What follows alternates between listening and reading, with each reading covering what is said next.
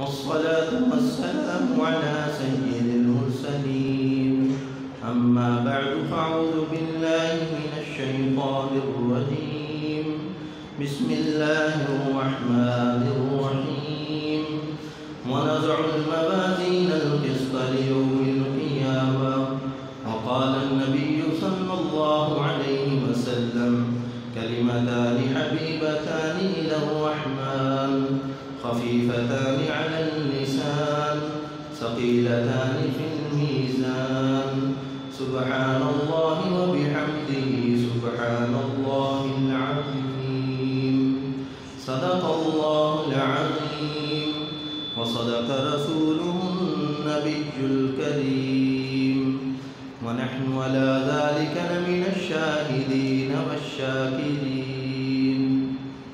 اللهم صل على محمد وعلى آل محمد كما صليت على إبراهيم وعلى آل إبراهيم إنك حميد مجيد. اللهم بارك على محمد وعلى آل محمد كما باركت على إبراهيم وعلى آل إبراهيم إنك حميد مجيد.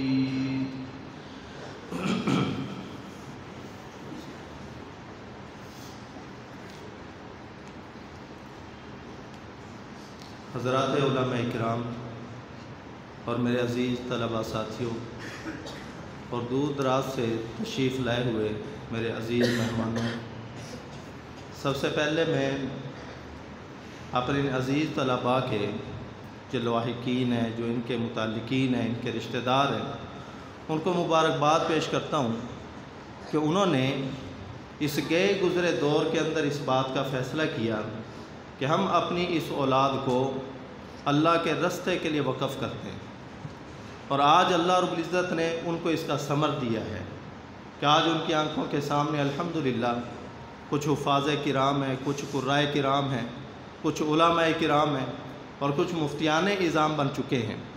اور انشاءاللہ العزیز کہ جن کو ہم طلباء کہتے تھے آج علماء اور مفتیان بن کر انشاءاللہ اس دنیا میں جائیں گے اور اللہ کے دین کا کام کریں گے. ہم نے ان سے یہی امید وابستہ کی ہے. ہم ان سے اور کوئی دنیا کی امید نہیں رکھتے کہ دنیا کے اندر جا کر دنیا کے کام دھندے میں پڑیں، بلکہ ہم نے جو ان کی خشت اول رکھی ہے وہ یہی بنیاد تھی کہ دین کا کام کریں گے.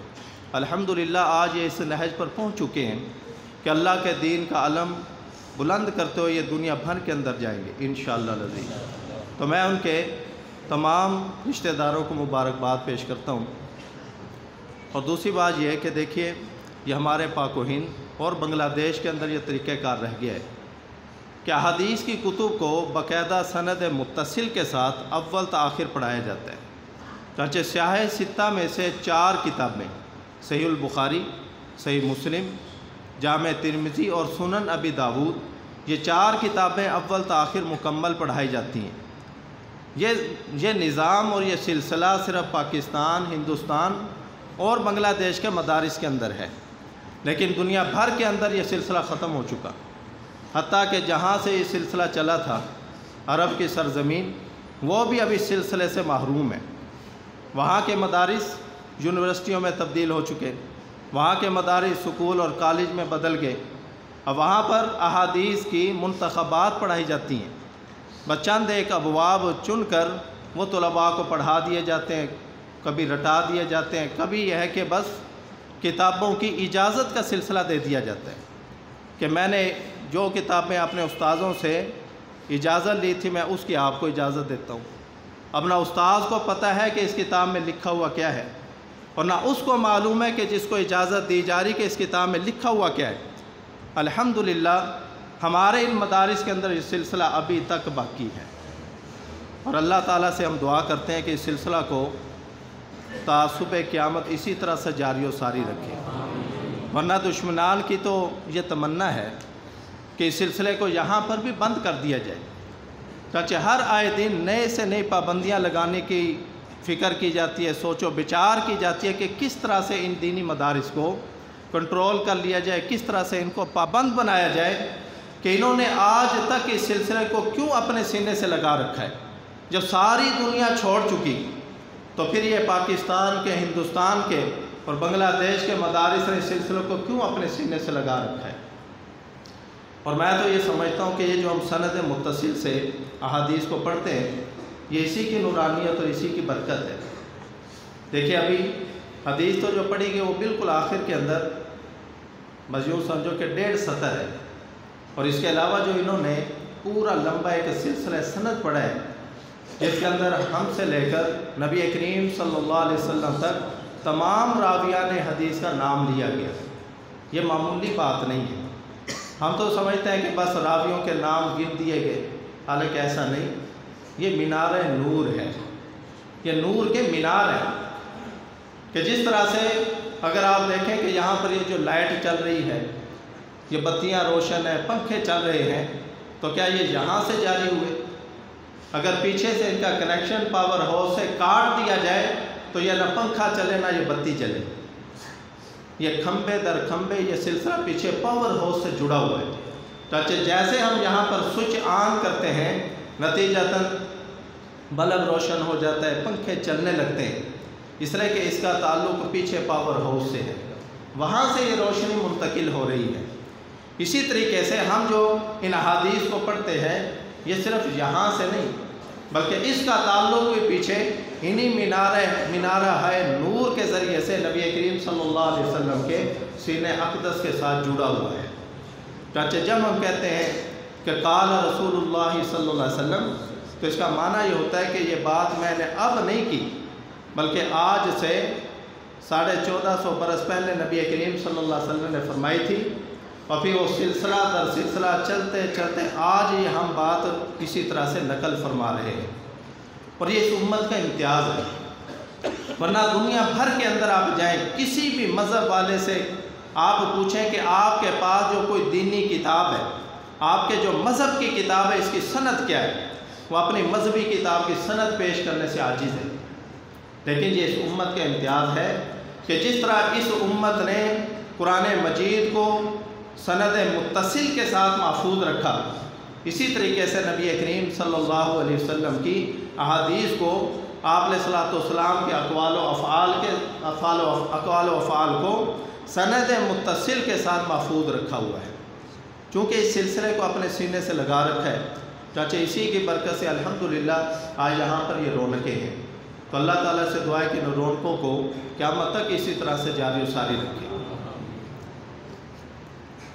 چاچے یہ جو تقریب ہوتی ہے، اس آخری تقریب کے اندر صحیح بخاری کی آخری حدیث کا درس دیا جاتا ہے۔ امام بخاری رحمہ اللہ رب العزت نے ان کو جو مرتبہ اور مقام عطا کیا تھا، اس کے اندر بنیادی وجہ ان کی وللہیت اور ان کی جد و جہد اور ان کی محنت ہے کہ انہوں نے اپنی ساری زندگی کو نبی کریم صلی اللہ علیہ وسلم کی احادیث کے پڑھنے اور پڑھانے اور ان کا آگے پھیلانے کے لیے وقف کر دیا تھا۔ اور ان کی للہیت کہ ان کو دنیا داری سے کوئی مطلب نہ تھا۔ چاچا آپ حضرات ان کے حالات زندگی پڑھ چکے کہ وقت کا گورنر کہتا ہے کہ میرے بچوں کو گھر آ کر پڑھائیں، جیسے آج کل ٹیوشن پڑھانے کا رواج ہے۔ وقت کا گورنر کہتا ہے کہ میرے بچوں کو میرے گھر میں آ کے پڑھائیں۔ امام بخاری رحمہ اللہ فرماتے ہیں کہ اس میں تو حدیث رسول کی توہین ہو جائے گی، میں آپ کے گھر آ کے نہیں پڑھا سکتا۔ اگر آپ کے بچے پڑھنا چاہتے ہیں تو وہ اسی درس میں آ کر جہاں پر دوسرے بچے بیٹھ کے پڑھتے ہیں وہیں پر بیٹھ کر پڑھیں۔ اس نے پھر دوسرا مطالبہ کیا کہ ٹھیک ہے میں اپنے بچوں کو آپ کے پاس بھیجتا ہوں، لیکن اس کے لیے ان کے لیے آپ الگ مجلس کا انتظام کریں گے، عام مجلس کے اندر گورنر کے بیٹے بیٹھ کر نہیں پڑھ سکتے۔ امام بخاری رحمہ اللہ نے فرمایا کہ یہ تفریق میں نہیں کر سکتا کہ نبی کریم صلی اللہ علیہ وسلم کے فرامین میں پڑھا رہا ہوں اور میں کسی کو کہوں بھائی تم اس وقت اٹھ جاؤ، لہذا صرف یہ گورنر کے بیٹے بیٹھ کر یہاں پر پڑھیں، یہ تفریق میرے ہاں نہیں ہے۔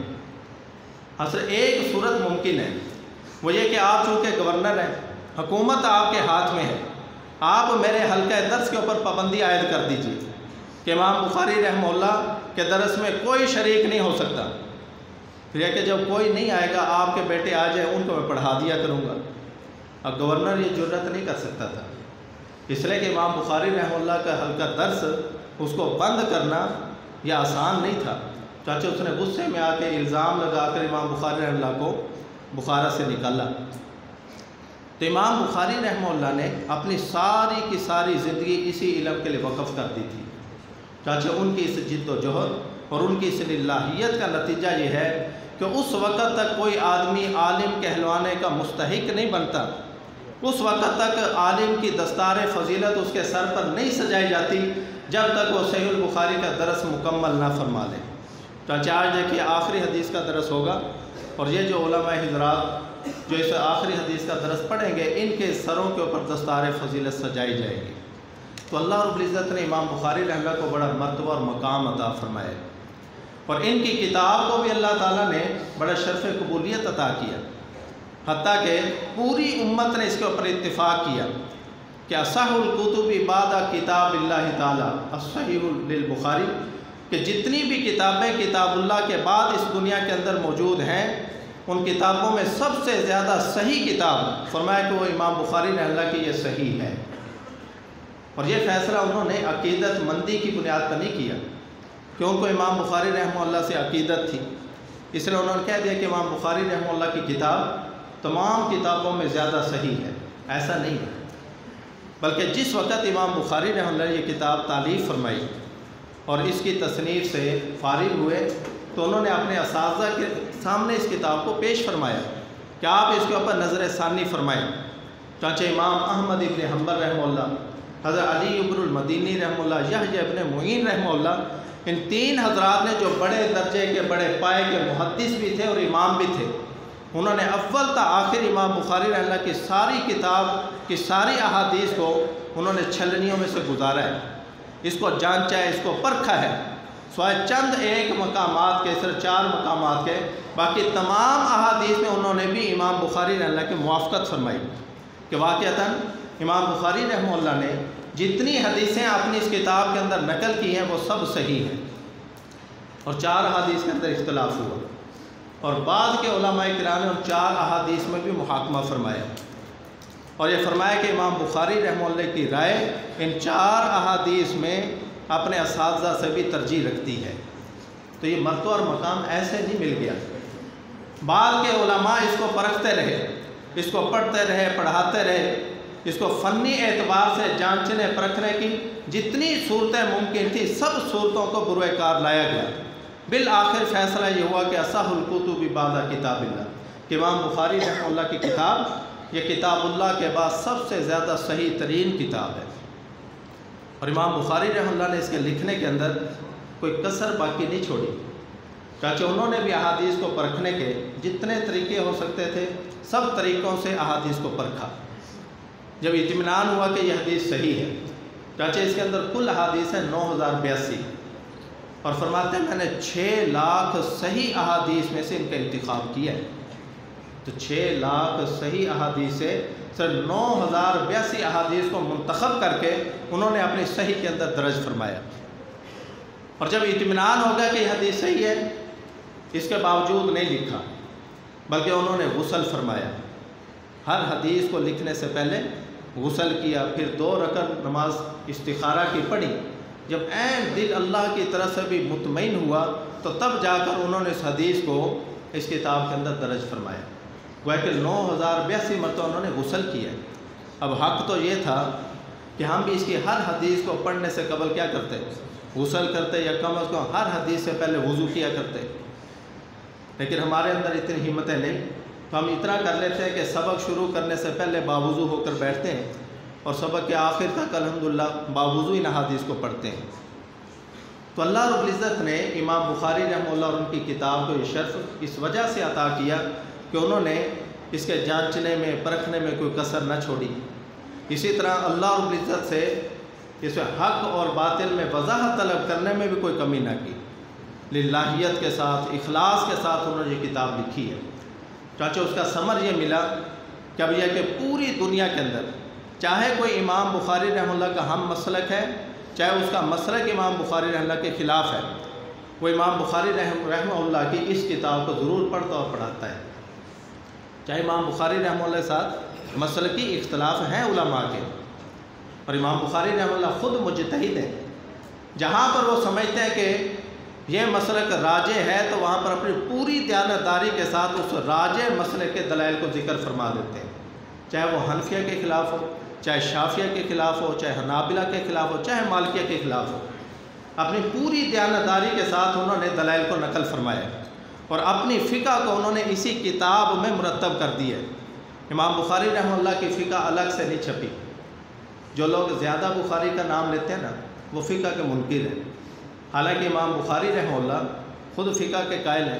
چنانچہ فقہ البخاری فی تراجم البخاری، امام بخاری رحمہ اللہ کی فقہ الگ نہیں چھپی ہوئی، بلکہ امام بخاری رحمہ اللہ کی فقہ یا ان کے تراجم بخاری، یعنی امام بخاری رحمہ اللہ نے جو عنوان قائم کیے وہ کوئی نہ کوئی فقہی مسئلہ ہے، اس فقہی مسئلہ کو نکال کر پھر اس کے آگے دلائل ذکر فرماتے ہیں۔ چنانچہ امام بخاری رحمہ اللہ نے بڑی دقت نظر سے ان ابواب کو قائم فرمایا ہے۔ دیکھیں ہر مصنف کا اپنا ایک طریقہ ہوتا ہے، اپنی ایک طرز ہوتی ہے، اس کے تحت مصنف آدمی اپنی کتاب کے اندر عنوان قائم کرتا ہے۔ تو امام بخاری رحمہ اللہ نے بڑی دقت نظر سے عنوان قائم فرمائے ہیں۔ دیکھیں سب سے پہلا باب جو قائم کیا، باب بدء الوحی، وہ بدء وحی کا ہے۔ باب کیف کان بدء الوحی الی رسول اللہ صلی اللہ علیہ وسلم، یہ وحی کا باب ہے۔ اشارہ اس بات کی طرف ہے کہ جتنے بھی احکامات ہیں، چاہے ان کا تعلق عقائد سے ہو، چاہے ان کا تعلق عبادات سے ہو، چاہے ان کا تعلق معاملات سے ہو، چاہے معاشرت سے ہو، چاہے اخلاق سے ہو، چاہے حدود و قصاص اور دیات سے ہو، سارے کے سارے احکامات ان کی بنیاد وحی کے اوپر ہے کہ اللہ رب العزت کی طرف سے وحی اتاری گئی۔ کچھ وحی مطلوب تھی، کچھ غیر مطلوب۔ وحی مطلوب وہ قرآن مجید کی شکل کے اندر وہ بھی مدون ہے، اور وحی غیر مطلوب وہ حدیث کی شکل میں اس کو بھی تدوین مدون کر دیا گیا۔ چنانچہ وحی سب کی بنیاد ہے، چنانچہ جتنے بھی عقائد ہیں، جتنے اعمال ہیں، عبادات، معاملات، اس سب کی بنیاد وحی کے اوپر ہے۔ اس لیے جو منبع تھا، جو مصدر تھا، اس کو سب سے پہلے ذکر کیا، اس کے بعد پھر ترتیب سے کتاب الایمان ذکر کیا، پھر آگے یہ کہ طہارت کے ابواب لائے، کتاب الصلاۃ لے کر آئے، ساری ترتیب قائم کرتے آئے یہاں تک کہ آخر میں آ کر انہوں نے کتاب التوحید کو قائم فرمایا۔ دیکھو کتاب الایمان شروع میں ہے اور کتاب التوحید اس کو آخر میں لے کر آئے، حالانکہ ہونا یہ چاہیے تھا کہ جہاں پر کتاب الایمان کا ذکر کیا وہیں پر کتاب التوحید کو بھی ذکر کر دیتے۔ اس طرح کہ ایمان کا سب سے جو بنیادی جز ہے وہ توحید باری تعالیٰ ہے، تو وہاں پر ذکر نہیں کیا، آخر میں ذکر کیا۔ اشارہ اس بات کی طرف کرنا چاہتے ہیں کہ یہ جو ہمیں دین اسلام اللہ رب العزت نے عطا کی ہے، اس میں اول و آخر ہے ہی توحید، کہ اس کی ابتدا بھی توحید سے ہوتی ہے کہ آدمی اس بات کا اعتراف کرے کہ اس دنیا کے اندر عبادت کے لائق اگر کوئی ہستی ہے تو صرف اور صرف اللہ رب العزت ہی کی ہستی ہے، وہی عالم الغیب ہے، وہی متصرف الامور ہے۔ ہم ان تمام امور میں اسی کی طرف رجوع کرتے ہیں، اسی عقیدے سے ابتدا ہوتی ہے اور اسی عقیدے پر انتہا ہوتی ہے۔ من کان آخر کلامہ لا الہ الا اللہ دخل الجنہ، فرمایا کہ جس کی آخری کلام لا الہ الا اللہ ہوگی وہ جنت میں داخل ہو جائے گا۔ چنانچہ بعض محدثین کا بڑا عجیب ذوق تھا۔ امام بخاری رحمہ اللہ کے ایک استاد ہیں امام ابو زرع رازی رحمہ اللہ، ان کی وفات کا وقت قریب آیا، محدث تھے، ان کے شاگرد بھی محدثین تھے۔ اب شاگرد ان کے پاس موجود تھے، انہوں نے سوچا کہ استاد جی کو تلقین کیسے کی جائے، کیونکہ تلقین کا طریقہ یہ ہوتا ہے کہ مرنے والے کے قریب بیٹھ کر اتنی آواز سے کلمہ پڑھیں لا الہ الا اللہ یا اشہد ان لا الہ الا اللہ کہ اس کے کانوں تک آواز جائے، اور وہ بھی ترغیب میں آ کر وہ بھی اپنی زبان سے اس کلمے کو ادا کر لیں تاکہ اس کی آخری کلام لا الہ الا اللہ ہو جائے۔ اب شاگردوں نے تلقین کا بڑا عجیب طریقہ اختیار کیا، کہنے لگے استاد جی ہمیں حضرت معاذ ابن جبل رضی اللہ تعالیٰ عنہ کی حدیث تو سنائیں۔ یہ حضرت معاذ ابن جبل رضی اللہ عنہ حدیث ہے، من کان آخر کلامی والی۔ تو کہاں تو لیٹے ہوئے تھے، مرض کی شدت کی وجہ سے بیٹھنا ناممکن تھا، فرمایا کہ مجھے سہارا دے کر بٹھاؤ۔ سہارا دے کر ان کو بٹھایا گیا تو پہلے انہوں نے اپنے سے لے کر نبی کریم صلی اللہ علیہ وسلم تک پوری سند پڑھی، پھر سند پڑھنے کے بعد حدیث کو پڑھنا شروع کیا، کہ قال رسول اللہ صلی اللہ علیہ وسلم من کان آخر کلامہ لا الہ الا اللہ، ابھی داخل الجنہ نہیں بولا کہ روح پرواز کر۔ گویا کہ اشارہ اس بات کی طرف ہوا کہ اس کی آخری کلام تھی نا لا الہ الا اللہ، اور امید یہ ہے کہ بالفعل اللہ نے ان کو جنت میں داخل فرما دیا۔ تو کہ ایسے ایسے محدثین تھے۔ تو امام بخاری رحمہ اللہ بھی اپنی کتاب کو اختتام فرما رہے ہیں کتاب التوحید پر، تاکہ میرا بھی جو خاتمہ ہے، میری کتاب کا جو خاتمہ ہے وہ لا الہ الا اللہ کے اوپر ہو۔ تو اول تا آخر سب توحید ہی توحید ہے، اس لیے کہ جس کی توحید کے اندر ذرا برابر بھی کچھ کمی رہ گئی، چاہے اس کے جتنے بھی اعمال نیک کیوں نہ ہوں گے، نہ اس کی نجات نہیں ہو سکتی۔ اس لیے توحید میں کامل ہونا ضروری ہے۔ تو امام بخاری رحمہ اللہ نے اس سلسلہ میں ابواب قائم کیے۔ دیکھیں کتاب الایمان جو شروع میں تھا اس میں ایجابی پہلو کو ذکر کیے کہ یہ اچھے عقائد ہے، اور آخر میں جو کتاب التوحید ہے اس میں کتاب الرد علی الجہمیہ قائم کیا ہے، اس میں باطل فرقوں کا رد ہے۔ یہ سلبی پہلو کو ذکر کیا گیا کہ یہ باطل عقائد اور نظریات ہیں، ان سے اپنا دامن بچاؤ۔ چلتے چلتے رد کرتے آئے، بالآخر آخری جو باب تھا اس میں بھی جہمیہ کا اور معتزلہ کا رد فرمایا باب قول اللہ تعالی و نضع الموازین القسط لیوم القیامہ، کہ اللہ تعالیٰ کے اس فرمان کے بارے میں یہ ترجمۃ الباب ہے کہ ہم میزانوں کو، ترازوؤں کو ہم رکھیں گے انصاف قائم کرنے کے لیے قیامت کے دن، یعنی ہم ترازو قائم کریں گے، اس کے اندر لوگوں کے اعمال تولے جائیں گے تاکہ لوگوں کو دکھائی دے کہ واقعتاً انصاف ہو رہا ہے، ورنہ اللہ تعالیٰ کو تولنے کی ضرورت نہیں ہے۔ ہر ایک کا عمل اللہ تعالیٰ کے سامنے ہے، کسی کا کوئی رائی کے دانے برابر کا عمل بھی اللہ کی نگاہ سے پوشیدہ نہیں، لیکن اس کے باوجود یہ ترازو قائم کیا، سب کے سامنے اعمال کو تولا جائے گا۔ یہ اس بات کا اظہار ہے کہ صرف انصاف ہونا نہیں چاہیے بلکہ انصاف ہوتا ہوا دکھائی بھی دینا چاہیے۔ ساری خلائق کے سامنے ترازو قائم کر دیے جائیں گے۔ روایات میں آتے ہیں ان کے پلڑے بڑے بڑے ہوں گے، اتنے بڑے بڑے جتنا کہ زمین و آسمان کا خلا ہے، اتنے بڑے پلڑوں کے اندر لوگوں کے اعمال کو تولا جائے گا۔ اب معتزلہ جو کہ ایک عقل پرست فرقہ تھا، وہ وزن اعمال کا منکر تھا، اس طرح کہ انہوں نے قرآن مجید کے اندر یا احادیث کے اندر جو باتیں اپنی عقل کے خلاف سمجھی ان کا انکار کر دیا۔ احادیث آئیں تو احادیث کا سرے سے انکار کیا، قرآن مجید کے اندر وہ بات آئی تو اس کے اندر تعویل اور توجیہ کی ایسی کہ جو تحریف کی حد تک جا پہنچے۔ چاچے کہنے لگے کہ وزن اعمال نہیں ہوگا، ایسا نہیں ہے کہ وہاں پر ترازو ہوں گے، ان میں اعمال رکھے جائیں گے پھر ان کو تولا جائے گا، بلکہ یہ صرف انصاف سے کنایا ہے کہ انصاف ہوگا۔ تو یہ تعویل کر دی، توجیہ کر دی جو تحریف کی حد تک پہنچی ہوئی ہے۔ احادیث کا تو وہ ویسے منکر تھے۔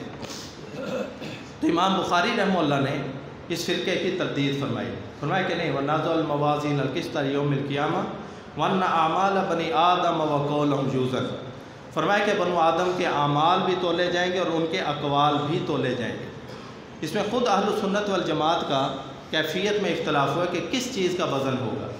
چنانچہ بعض علماء یہ کہتے ہیں کہ خود جو نامہ اعمال ہیں ان کو تولا جائے گا۔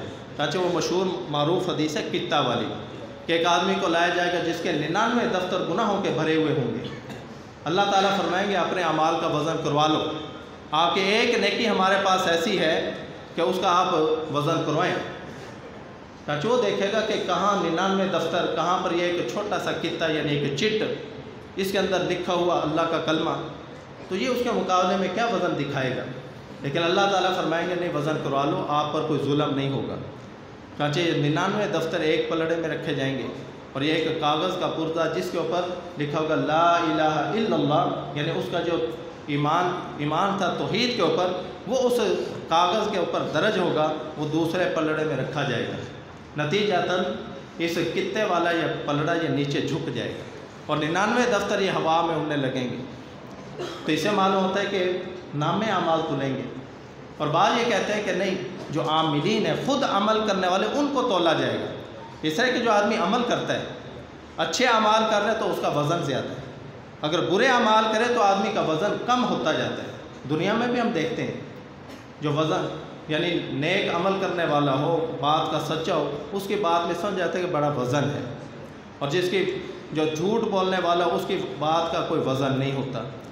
تو معلوم یہ ہوا کہ نیک اعمال کی وجہ سے وزن پیدا ہو جاتا ہے۔ چنانچہ اس پر وہ حدیث پیش کرتے ہیں کہ نبی کریم صلی اللہ علیہ وسلم نے ایک مرتبہ حضرت عبداللہ ابن مسعود رضی اللہ تعالیٰ عنہ کو دیکھ کر فرمایا کہ ان کی پنڈلیاں اگرچہ چھوٹی چھوٹی ہیں، پتلی پتلی ہیں، کہ وہ چھوٹے قد کے تھے، دبلے پتلے تھے، لیکن فرمایا کہ میزان عمل میں ان کا بڑا وزن ہوگا۔ اور ایک دوسری حدیث ہے، فرمایا کہ بہت موٹے تازے کافر کو لایا جائے گا، اس کا فرمایا کہ جب پلڑے میں رکھیں گے تو مچھر کے پر کے برابر بھی اس کا وزن نہیں نکلے گا۔ استعمال ہوتا ہے کہ خود عاملین کو تولا جائے گا، لیکن جو راجح قول ہے جس کو امام بخاری رحمہ اللہ نے اختیار کیا ہے وہ یہ ہے کہ نہ تو نامہ اعمال تلیں گے نہ عاملین تلیں گے، بلکہ خود اعمال اور اقوال کو تولا جائے گا، کہ جو کچھ ہم عمل کرتے ہیں، جو کچھ ہم اپنی زبان سے بولتے ہیں، خود ان اقوال اور افعال ہی کا وزن ہوگا۔ چنانچہ امام بخاری رحمہ اللہ نے وَأَنَّ أَعْمَالَ بَنِي آدَمَ وَقَوْلَهُمْ يُوزَنْ سے اسی راجح قول کی طرف اشارہ فرمایا۔ اس پہ معتزلہ کو اعتراض یہ تھا کہ یہ اعمال اور اقوال یہ تو آراز ہیں، دیکھو نا میں نے بولا، میرا بول یہاں پر اب لاش ہے ہو گیا، نظر نہیں آ رہا، اب اس کو کیسے تولا جائے؟ ہم نے کوئی عمل کیا تو عمل کر لینے کے بعد اس عمل کا وجود ہمیں نظر نہیں آتا، تو اس عمل کو کیسے تولا جائے؟ انہوں نے اپنی عقل کو استعمال کیا۔ لیکن اگر آج اس دنیا میں موجود ہوتے، یہ جو سائنس کی نئی نئی ایجادات ہیں، یہاں پر ہر چیز کو ناپا جا رہا ہے، ہر چیز کو تولا جا رہا ہے، حرارت، برودت یعنی گرمی سردی، چیزوں کی رفتاریں، یہ بھی تو کیفیات کے نام ہیں، ان کی بھی تو کوئی اپنا یعنی جسمانی ساخت نہیں ہوتی، لیکن ان کو ناپنے کے لیے انسانوں نے خود آلات وضع کر لیے۔ یہ گھڑی لگی ہوئی ہے، جس کے اندر اس حال کا جو ٹمپریچر وہ خود ناپ کے ہمیں بتلا رہی ہے کس حال کا ٹمپریچر اور کیا ہو گیا ہے۔ تو جب انسان اپنی اس محدود عقل کے بل بوتے پر ایسے آلات بنا سکتے ہیں کہ جس سے حرارت اور برودت کو بھی وہ تول سکے، تو کیا پھر اللہ رب العزت کو یہ طاقت نہیں کہ ایسے وہاں پر ترازو قائم کرے جس میں ان اقوال و افعال کو تولا جائے؟ تو اقوال و افعال کو تولا جائے گا۔ اور اگر وقال مجاہد القسطاس العدل بالرومیہ، حضرت مجاہد فرماتے ہیں کہ لفظ قسطاس جو ہے یہ دوسری جگہ پر لفظ وزن بالقسطاس المستقیم، تو قسطاس کا معنی کر دیا کہ رومی زبان کا لفظ ہے، اس کا معنی ہوتا ہے عدل یعنی انصاف۔ وَيُقَالُ الْقِسْطُ مَصْدَرُ الْمُقْسِطِ وَهُوَ الْعَادِلُ وَأَمَّا الْقَاسِطُ فَهُوَ الْجَائِرُ۔ یہ کوئی لغوی بحث ذکر کی ہے کہ بعض جگہ ہم دیکھتے ہیں کہ لفظ قسط بولا جاتا ہے، وہاں پر انصاف کے معنی میں آ رہا ہے، کسی جگہ ہم دیکھتے ہیں کہ لفظ قسط ہی استعمال ہوا ہے یعنی مادہ یہی ہے، لیکن وہاں پر وہ عدل انصاف یا ظلم کے معنی میں استعمال ہوتا ہے۔ تو امام بخاری رحمہ اللہ نے ایک لغوی قاعدہ ذکر کیا ہے، فرمایا کہ مادہ ایک ہی ہے، قاف سین اور طا، لیکن اگر اس کو مجرد کے باب پر لے کر جائیں گے قسط یقسط قسطا، پھر اس کا معنی ہو جاتا ہے ظلم، جس طرح وَأَمَّا الْقَاسِطُونَ فَكَانُوا لِجَهَنَّمَ حَطَبًا، کہ جو ظالم لوگ ہوں گے فرمایا کہ وہ جہنم کا ایندھن بنیں گے۔ اور اگر اس کو باب افعال کے اوپر لے جائیں، مزید کے باب میں لے جائیں تو ان اللہ یحب المقسطین، پھر اس کا معنی ہو جاتا ہے انصاف کرنے والے، انصاف کرنا۔ تو عام طور پر فرمایا کہ مجرد کے باب سے استعمال ہو تو اس کا معنی ظلم ہوتا ہے، اور اگر مزید کے باب پر اس کو استعمال کیا جائے تو اس کا معنی انصاف کرنا یہ بن جاتا ہے۔ لیکن بعض کا اس کا برعکس بھی ہوتا ہے۔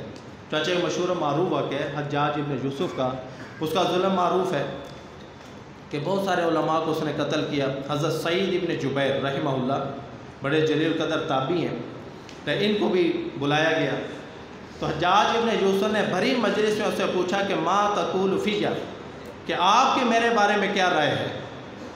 اب دیکھیں جو علماء حق ہوتے ہیں وہ حق کو چھپا بھی نہیں سکتے اور باطل کے آگے جھک بھی نہیں سکتے۔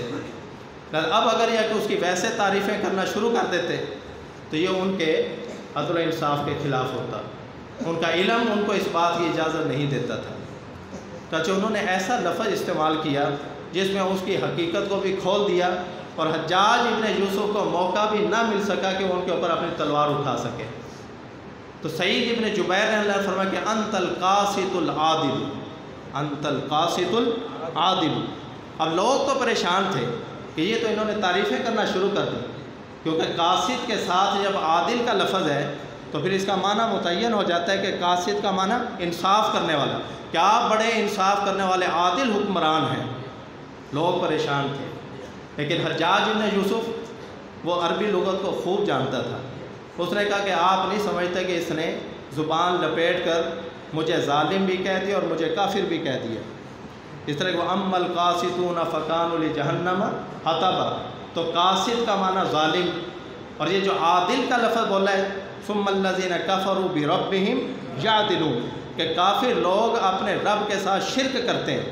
تو دیکھو عادل کا معنی شرک کرنے والا بھی ہوتا ہے، لیکن لفظ کے اندر چونکہ گنجائش تھی کہ عادل کے معنی میں بھی اس کو لیا جا سکتا ہے، عدل و انصاف کرنے والا، اسے حجاج ابن یوسف ان کے اوپر اپنی تلوار اٹھا نہیں سکا۔ تو امام بخاری رحمہ اللہ چونکہ امام لغت بھی ہیں، امام بخاری رحمہ اللہ کو اللہ نے بڑا کمال عطا کیا ہے۔ ان کے حاسدین اس دور میں بھی تھے اور ان کے حاسدین اس دور میں بھی ہیں، حالانکہ یہ تو ان کے ہم زمان نہیں ہیں، ہم عصر نہیں ہیں۔ معاصرت کی وجہ سے تو حسد پیدا ہو سکتا ہے، لیکن ان کا زمانہ دیکھو 14 صدیاں پہلے گزر گیا، 13 صدیاں پہلے گزر گیا، تو آج کے لوگ بھی اس کے باوجود کہ ان کے ساتھ معاصرت نہیں ہے، پھر بھی ان کے ساتھ حسد کرتے ہیں، ان کے نام بگاڑ بگاڑ کے ذکر کرتے ہیں۔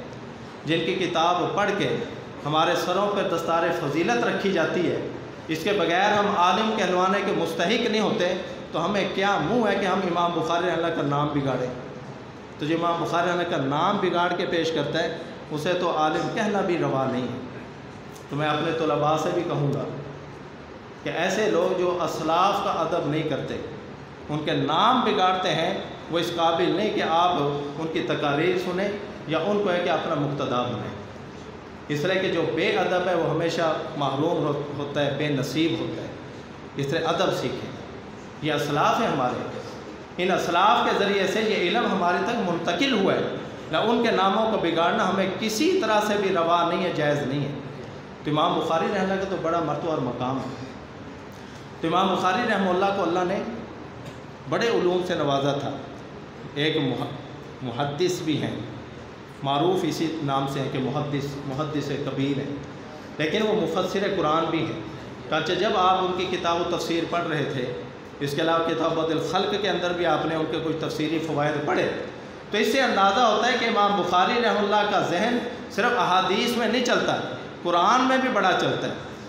ایک لفظ کی تفسیر کرتے کرتے ان کا ذہن دوسرے لفظ کی طرف، دوسرے تفسیر تیسرے، یہ اس کو ہو سکتا ہے جس کو قرآن بھی ازبر یاد ہو، اور پھر یہ کہ اس کے معنی اور مفاہیم کو بھی بخوبی سمجھتا ہو۔ تو امام بخاری رحمہ اللہ صرف محدث نہیں، مفسر قرآن بھی ہیں، اور امام بخاری رحمہ اللہ امام لغت بھی ہیں اور ایک مورخ بھی ہیں۔ آپ دیکھتے ہیں کہ یہ اپنی تاریخ کے اندر بھی انہوں نے کیا کیا ہے، جمہور سے مخالفت کر کے اپنے دلائل کے بل بوتے پر جمہور کی مخالفت بھی کر لیتے کہ میرے نزدیک یہ معاملہ ایسا نہیں، اس طرح سے ہوا ہے۔ تو امام بخاری رحمہ اللہ کو اللہ نے بڑے کمالات سے نوازا تھا۔ تو یہ آخری حدیث اس کے اوپر ذکر کی ہے کہ نبی کریم صلی اللہ علیہ وسلم نے فرمایا، اور ایک بات یہ بھی سمجھ لیجئے کہ یہ حدیث ہے حضرت ابو ہریرہ رضی اللہ تعالیٰ سے، اور اس حدیث کو امام بخاری رحمہ اللہ پیچھے بھی 2 جگہ پر ذکر کر رہے ہیں۔ کتاب الدعوات میں بھی اس حدیث کو ذکر کیا ہے زہیر ابن حرب کے واسطے سے، اور اس کے علاوہ کتاب الایمان والنذور میں اس کو ذکر کیا ہے حضرت قتیبہ ابن سعید رحمہ اللہ کے واسطے سے، یہ بھی امام بخاری رحمہ اللہ کے اساتذہ ہیں۔ لیکن آخر میں اس حدیث کو لے کر آئے حضرت احمد ابن اشکاب رحمہ اللہ کے واسطے سے۔ حافظ ابن حجر رحمہ اللہ جو امام بخاری رحمہ اللہ کے مدارک کو سب سے زیادہ جانتے ہیں، ان کا کہنا یہ ہے کہ امام بخاری رحمہ اللہ نے یہاں پر اساتذہ میں بھی ترتیب کا خیال رکھا ہے کہ جن اساتذہ سے جو حدیث پہلے سنی تھی اس کو پہلے نمبر پر ذکر کیا، جس سے دوسرے نمبر پر سنی اس کو دوسری جگہ پر لے کر آئے، جس سے سب سے آخر میں یہ حدیث سنی چانچہ اس استاذ کے حدیث کو سب سے آخر میں لائے۔ چانچہ ان کے آخری استاذ ہیں احمد بن اشکاب رحمہ اللہ، اسے ان کی حدیث کو آخر میں لائے۔ اور پھر یہ آخری حدیث ہے حضرت ابو ہریرہ رضی اللہ تعالیٰ کی۔ دیکھو نا، ہر مصنف جب سوچ کے تصنیف کرتا ہے کہ اس کو شروع میں رکھنا چاہیے، اس کو آخر میں، اور امام بخاری رحمہ اللہ نے یہ کتاب لکھنے کے بعد 16 سال تک پڑھائی بھی الحمدللہ، اور پھر ان کے اندر ترتیب وہ قائم کرتے رہے۔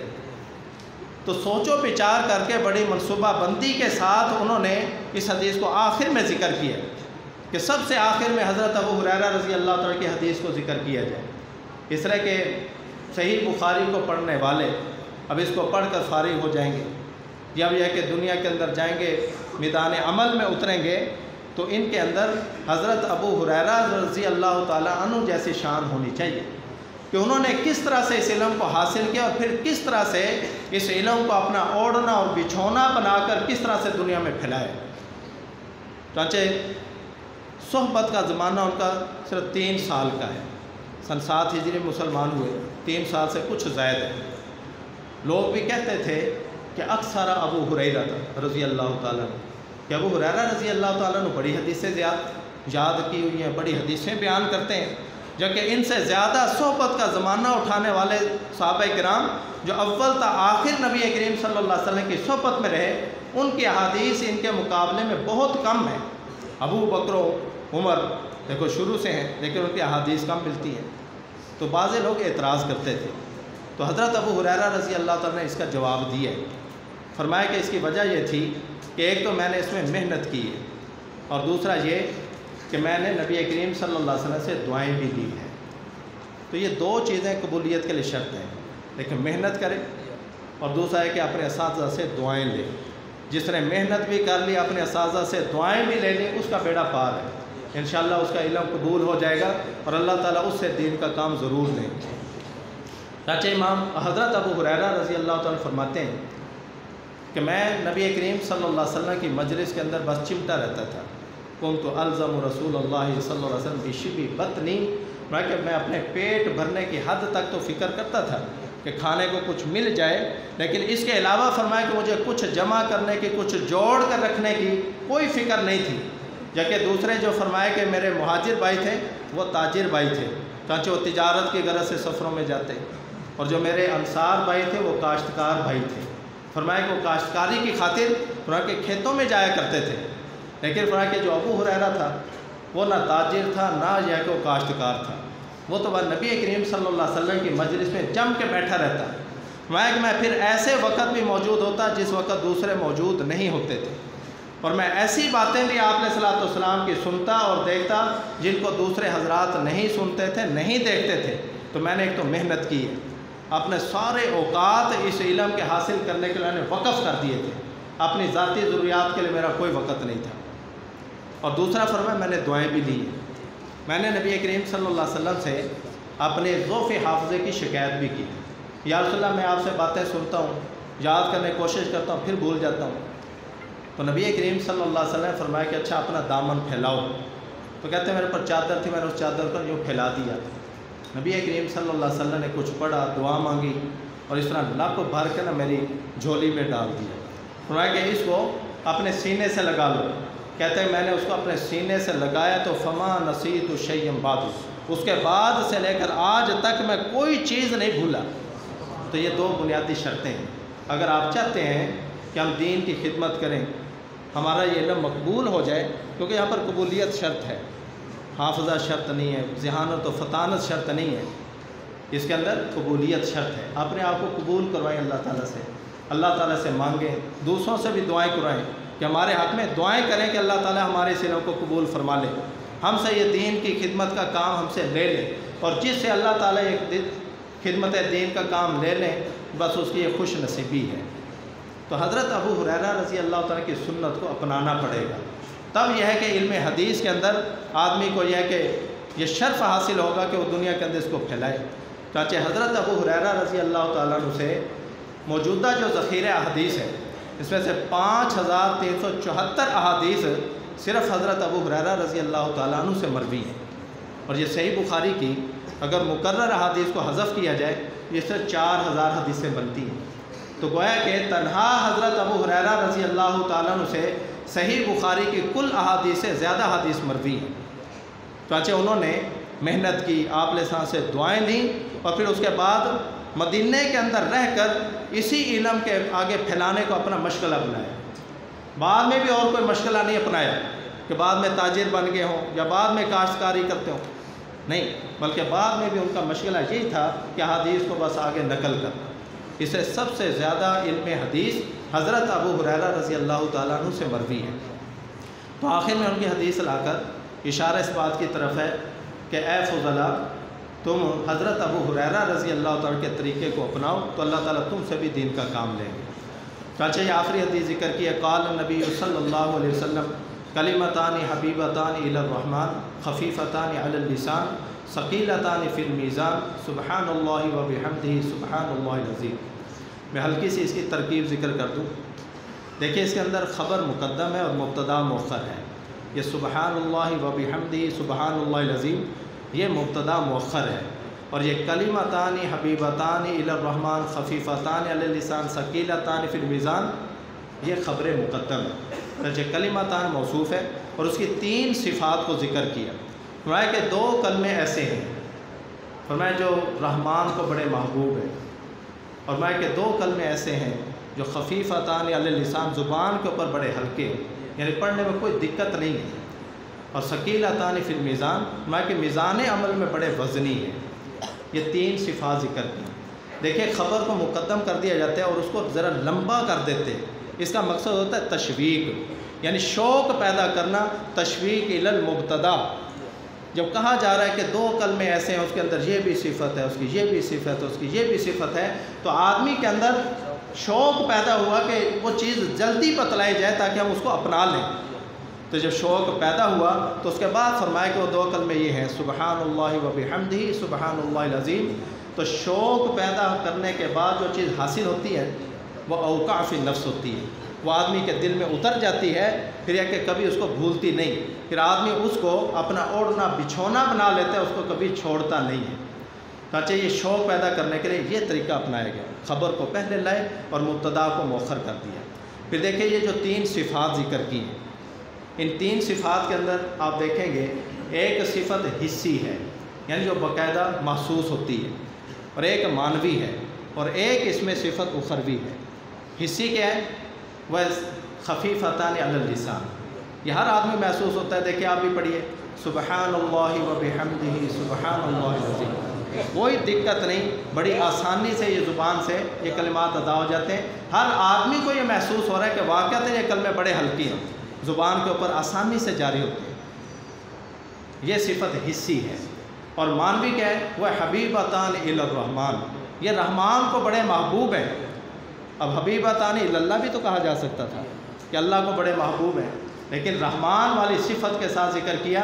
गोया कि कहना ये चाहते हैं कि जो इन कलिमात को पढ़ेगा, एक तो अल्लाह का महबूब बन जाएगा और दूसरा रहमान की रहमत का मौरिद बनेगा, अल्लाह ताला की रहमत उसके ऊपर नाजिल हो जाएगी। तो ये मानवी सिफ़त है। और तीसरी चीज़ है जिसका ताल्लुक़ आखिरत से है, वो सिफ़त उखरवी है, सकीलतान फिल मीज़ान। कि जब कल क़यामत के दिन मीज़ान और तराजू कायम की जाएगी, तो जब ये कलमात उसके अंदर रखे जाएंगे तो इनका बड़ा वज़न होगा।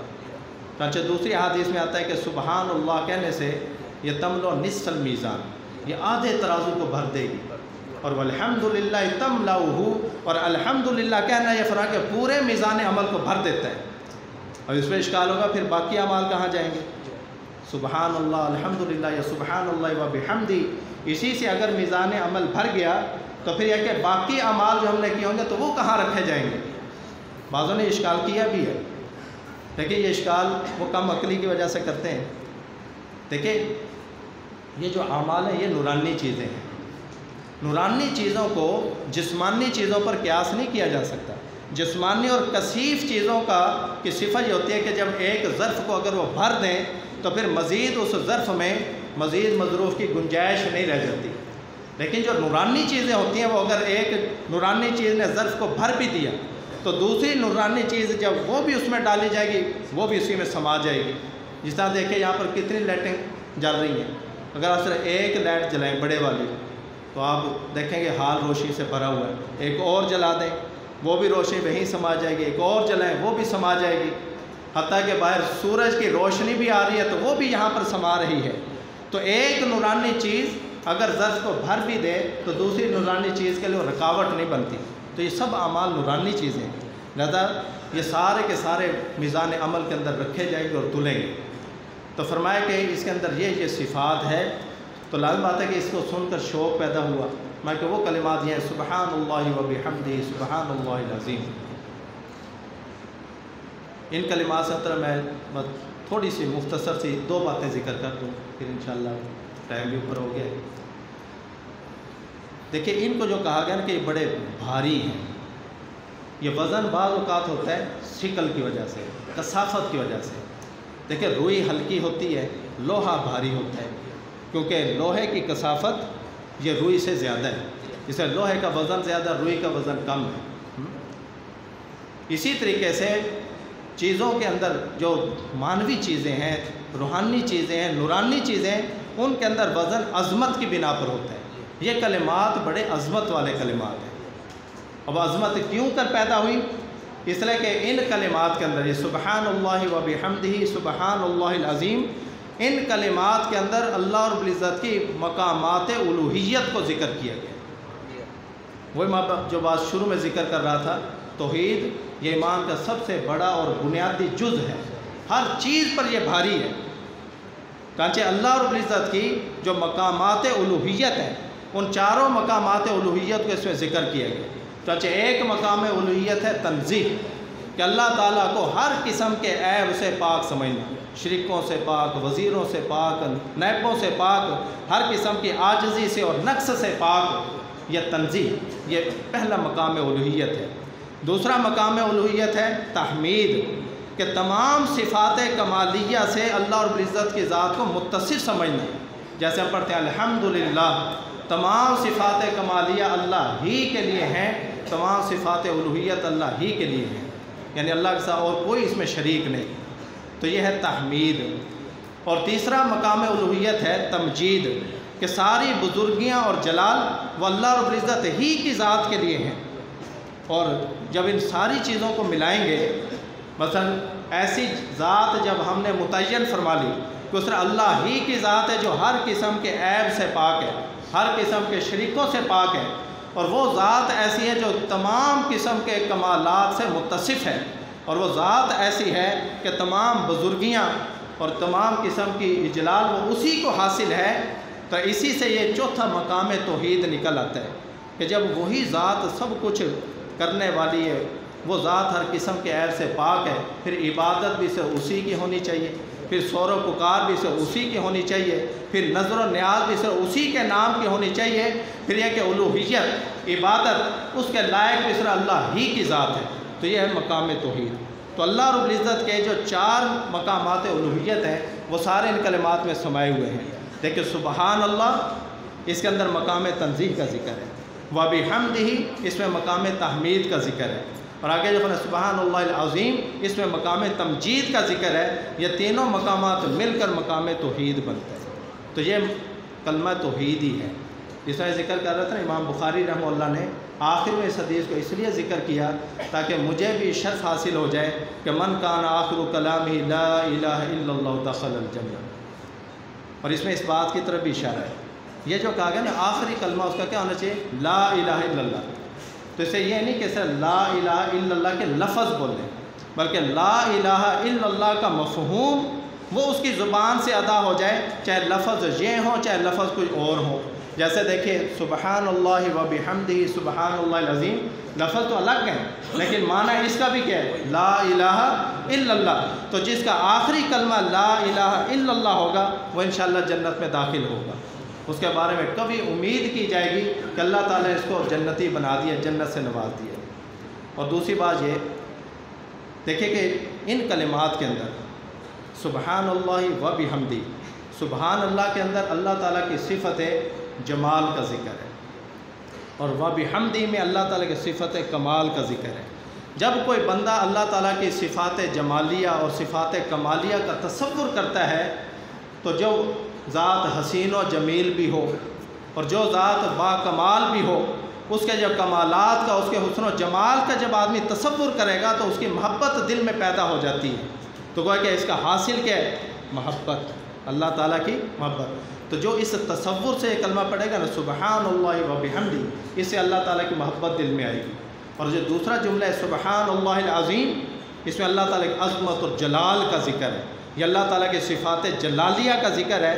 تو جب کسی کے جلال اور کسی کی ہیبت اور رعب کا آدمی تصور کرتا ہے تو اس کا ڈر دل کے اندر پیدا ہوتا ہے۔ دیکھو محبت اور خوف، محبت اور خوف ان دونوں چیزوں کے مجموعہ کا نام ہی خشیت ہے۔ گویا کہ امام بخاری رحمہ اللہ جاتے وقت اپنی کتاب کے پڑھنے والوں کو خشیت الہی کا درس دے کے جا رہے ہیں۔ آخری ان کی وصیت یہ ہے کہ اے علماء، جن کے سروں کے اوپر دستار فضیلت رکھی جائے گی وہ اپنے اندر خشیت کو پیدا فرما لیں، اس لیے کہ بغیر خشیت کے علم نہیں ہے۔ خشیت اللہ را نشان علم دام کہ انما یخش اللہ در قرآن بخام، کہ فرمایا کہ اللہ کی خشیت اگر تمہارے دل میں موجود ہے پھر سمجھو کہ صحیح معنی کے اندر علم تمہیں حاصل ہے، اس لیے کہ تم قرآن میں پڑھتے ہو انما یخش اللہ من عباد العلماء، کہ اللہ تعالیٰ سے حقیقی معنی میں ڈرنے والے لوگ وہ علماء ہی ہیں۔ تو علماء وہ جو جس کے اندر خشیت ہو، اور جس میں خشیت ہوگی وہ عالم کہلوانے کا مستحق ہے۔ تو امام بخاری نے اللہ آخر میں یہ وصیت کر کے گئے ہیں کہ اے بننے والے علماء اپنے اندر خشیت پیدا کرو۔ تو اللہ تعالیٰ دعا کرتے ہیں کہ ہمیں اپنے اندر یہ خشیت کا مادہ پیدا کرنے توفیق عطا فرمائے۔ اور دوسرے جو ہمارے ساتھی تھے جنہوں نے تخصص فی الفقہ الاسلامی کیا ہے، الحمدللہ وہ مفتیان اعظام بن چکے، اور انہوں نے لیکن ابھی ان کو چھٹی نہیں ہوئی ہے، ان کی تمرین ابھی جاری ہے انشاءاللہ۔ تو ابھی یہ فتوے لکھ رہے ہیں یا اپنے چیک کرواتے ہیں۔ الحمدللہ ان میں سے بہت سارے ساتھی ایسے ہیں جو صحیح معنوں میں فتویٰ لکھنے کے قابل بھی ہو گئے۔ مزید انشاءاللہ یہ تمرین جاری رکھیں گے اور اپنی اصلاح لیتے رہیں گے تو انشاءاللہ ایک وقت آئے گا کہ ان میں یہ ملکہ ہوگا کہ انشاءاللہ یہ خود بیٹھ کر فتویٰ دینے کی صلاحیت ان کے اندر موجود ہوگی۔ تو اللہ تعالیٰ سے میں دعا کرتا ہوں کہ اللہ تعالیٰ ان حضرات سے بھی، اور جو ان سے پیچھے بیٹھے ہیں موقوف علیہ والے ہیں یا ان سے پیچھے قراء ہیں، حفاظ ہیں، اللہ تعالیٰ ان سب کو دین و دنیا کی ترقیاں عطا فرمائے، کامیابیاں عطا فرمائے، دنیا کے ہر موڑ کے اندر اللہ تعالیٰ ان کو کامیاب و کامران فرمائے۔ اور ان کو دیکھیں ان کے والدین نے، ان کے رشتہ داروں نے ان کو اس رستے پہ لگایا، ان کو اپنے والدین کے لیے، اپنے رشتہ داروں کے لیے ذخیرہ آخرت بنائے، یہ صدقہ جاریہ بن جائے۔ اللہ تعالیٰ سے دعا ہے کہ جتنی باتیں میں نے ذکر کی ہیں اس پہ مجھے اور آپ سب حضرات کو عمل کریں توفیق عطا فرمائے۔ ایک شعبہ میرے ذہن سے رہ گیا تھا، دیکھیں ہمارے یہاں پر بنات کا شعبہ بھی قائم ہے، تو وہاں پر دراسات دینیہ کا 2 سالہ کورس بھی ہوتا ہے، پھر تیسرا سال ان کا دور حدیث کا ہوتا ہے۔ تو وہاں بھی الحمدللہ اوپر بیٹھی ہیں وہ بچیاں جنہوں نے دور حدیث کی تکمیل فرمائی ہے، تو انہیں میں نصیحت کروں گا کہ انہوں نے دور حدیث کے سال میں یا اس سے پچھلے سال کے اندر جو علم حاصل کیا اس علم کو اپنی زندگیوں میں اپنائیں۔ اس طرح کہ علم بغیر عمل کے جہل ہے، علم بغیر عمل کے جہل ہے۔ ان من العلم لجہلا، قرآن کے بعض علم جہل ہوتے، یہ وہی علم کو جہل کا قرار دیا گیا کہ جس کے اوپر عمل نہ کیا جائے۔ تو صرف پڑھ لینا کمال نہیں، بلکہ اس کے اوپر عمل کرنا، اس کو اپنی زندگیوں کے اندر اپنانا، لہٰذا وہ عملی زندگی میں قدم رکھیں، چاہے وہ فاضلین ہیں چاہے وہ فاضلات ہیں۔ تو دنیا والوں کو ایک الگ سا امتیاز نظر آنا چاہیے، ان کو ان کے وجود کو ایسی چیز نظر آئے کہ واقعتاً یہ دین پڑھی ہوئی بچی ہے، یہ دین پڑھا ہوا بچہ ہے۔ ورنہ اگر دیکھیں عملی زندگی کے اندر جا کر ہم بھی ایسی خرابیاں کریں جیسا کہ دوسرے کر رہے ہیں، پھر نتیجتاً یہ ہوگا کہ آپ صرف بدنام نہیں ہوں گے، علم دین بدنام ہو جائے گا۔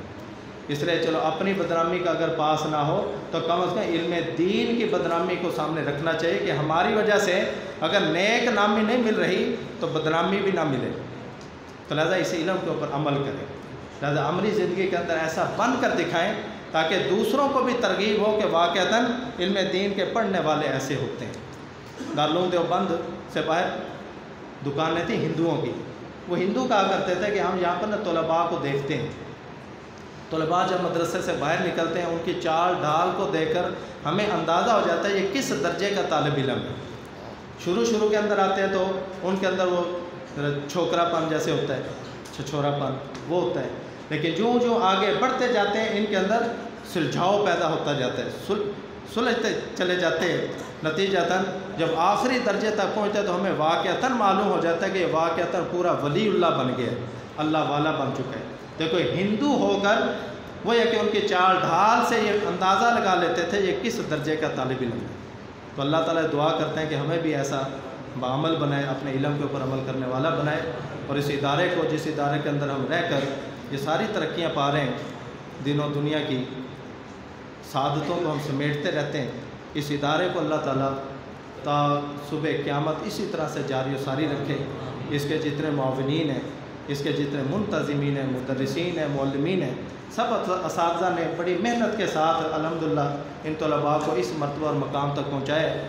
تو اللہ تعالیٰ سے دعا کرتا ہوں اللہ تعالیٰ سب کی محنتوں کو، سب کی کاوشوں کو اپنی بارگاہ عالیہ کے اندر قبول و منظور فرمائے۔ آمین۔ وآخر دعوانا ان الحمد للہ رب العالمین۔